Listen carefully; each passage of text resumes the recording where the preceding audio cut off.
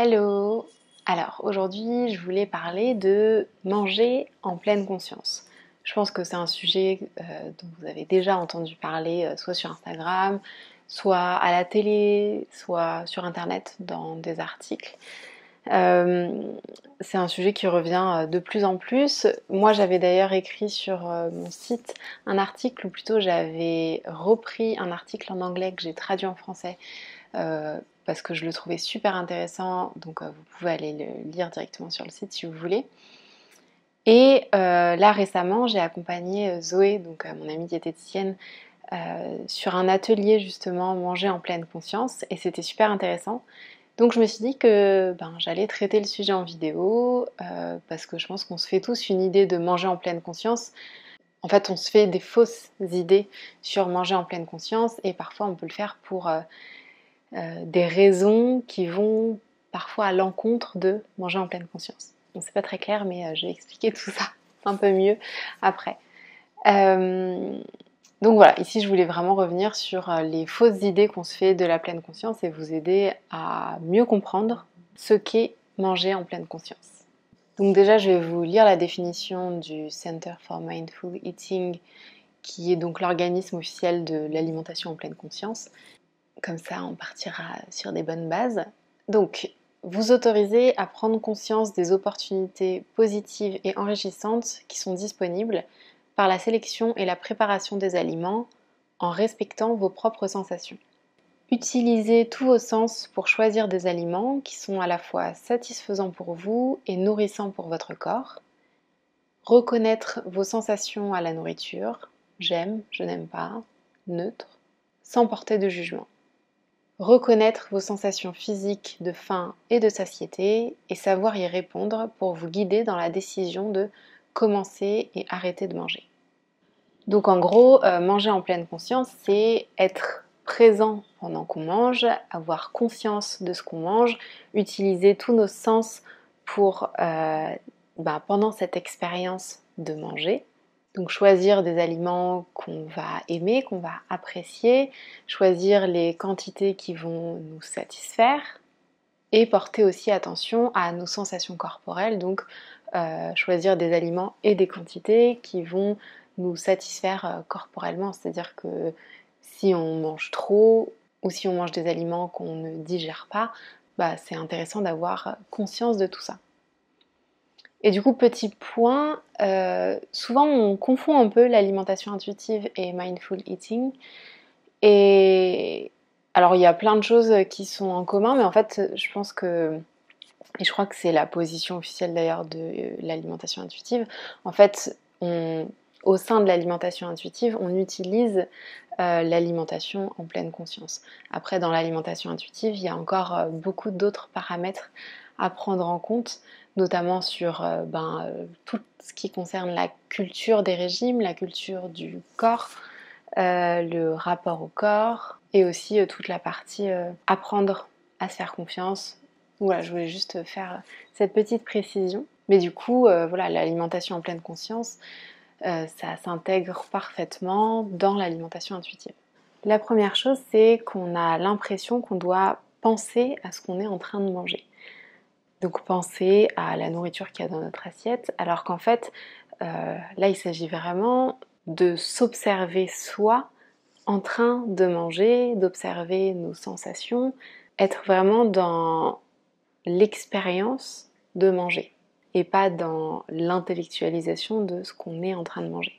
Surtout dans la société, dans la culture actuelle où il y a beaucoup d'aliments qui sont connotés positivement ou négativement, mais du coup penser aux aliments pendant qu'on mange, soit ça va être très positif, on va se dire ah bah là je suis en train de manger quelque chose de sain, et du coup on va être déconnecté de nos sensations, parce que ce qui va compter à ce moment-là, c'est cette pensée de je suis en train de manger quelque chose de sain. Et au contraire, quand on mange, je sais pas, une pizza, on va avoir tendance à se dire je suis en train de manger quelque chose de pas sain, il faudrait pas que je le mange. Et du coup, en fait, on va dans ces moments-là avoir tendance à ne pas du tout faire l'alimentation en pleine conscience, parce que justement, on n'a pas envie de penser à qu'on est en train de manger quelque chose de malsain. Là, l'idée, c'est pas du tout ça n'a rien à voir finalement avec les aliments qu'on mange. en soi, ou en tout cas ça n'a rien à voir avec leur valeur nutritive. Là l'idée c'est vraiment de se concentrer sur son expérience pendant qu'on mange. Donc observer tous ses sens et ses ressentis. Cette capacité à séparer justement ce qu'on pense et ce qu'on vit, c'est quelque chose qui n'est pas évident à faire. Un truc qui aide beaucoup, c'est par exemple la pratique de la méditation qui va vous aider en fait à être, à vivre en pleine conscience, peu importe le moment, que ce soit pendant que vous mangez ou au quotidien dans votre vie. La deuxième chose, c'est que souvent on associe alimentation en pleine conscience et manger lentement. Et alors en soi, c'est pas un problème, mais en fait, c'est important de préciser que le but ici, c'est pas de manger lentement, c'est d'être capable d'observer ce qu'on est en train de vivre, d'être capable d'expérimenter, de ressentir. Et en fait, finalement, vous vous rendez compte que vous êtes capable de ressentir en mangeant vite, en mangeant lentement. Ça n'a pas trop de lien. Alors peut-être qu'en mangeant lentement, vous serez davantage capable de le faire, mais vous pouvez très bien manger vite et être complètement conscient et être observateur de vos sensations. Et vous pouvez aussi manger très lentement et penser à un million de choses et à pas du tout vivre l'expérience en fait. Donc voilà, c'était important de préciser que manger en pleine conscience, c'est plutôt un état d'esprit, une posture, plutôt que une action en particulier, genre manger lentement. Et la troisième incompréhension qui est pour moi la plus importante et la plus fréquente, c'est le pourquoi j'ai envie de manger en pleine conscience. C'est une bonne question d'ailleurs, si je vous propose qu'on se la pose là maintenant. Pourquoi est-ce que vous voulez manger en pleine conscience? Est-ce que vous avez déjà eu cette idée?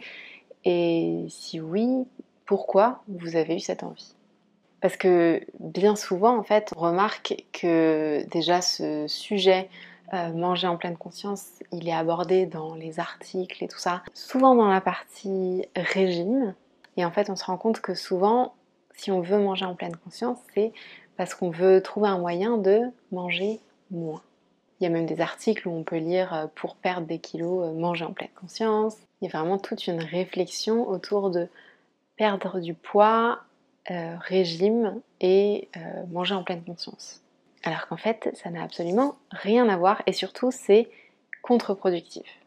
En fait, manger en pleine conscience, le but de manger en pleine conscience, c'est simplement d'être davantage connecté à soi, à son corps, apprendre à mieux se connaître, apprendre à retirer en fait le maximum de l'expérience qu'on est en train de vivre pendant qu'on mange, là où on a tendance à plutôt être en pilote automatique au quotidien. Et en fait, c'est le seul but de manger en pleine conscience.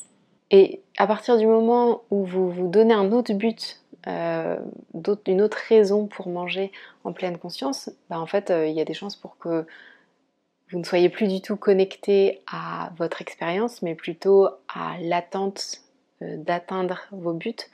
Donc par exemple, si vous voulez manger en pleine conscience pour manger moins, pour perdre des kilos, ben, vous allez vous attendre à ce résultat, vous allez vous attendre à manger moins, vous allez mettre votre esprit sur cet objectif-là. Donc en fait, vous ne serez pas du tout dans l'expérience de manger. Et surtout, ça sera complètement contre-productif parce que votre envie de manger moins, elle va sûrement se transformer en obsession et au final en manger plus et à être déçu. Donc au final, après cette expérience où vous essayez de manger en pleine conscience pour manger moins, il y a des chances pour que vous soyez dans le jugement de vous-même, que vous vous disiez ben ah cool j'ai réussi à manger moins, ou au contraire ah bah merde j'ai pas réussi et j'ai mangé trop, je sais pas manger en pleine conscience. C'est souvent quelque chose qu'on se dit, hein, alors que vraiment ça n'a absolument rien à voir et les bénéfices de manger en pleine conscience, bah du coup seront pas du tout là parce que en fait vous aurez pas vécu cette expérience de manger en pleine conscience pour vous reconnecter à votre corps.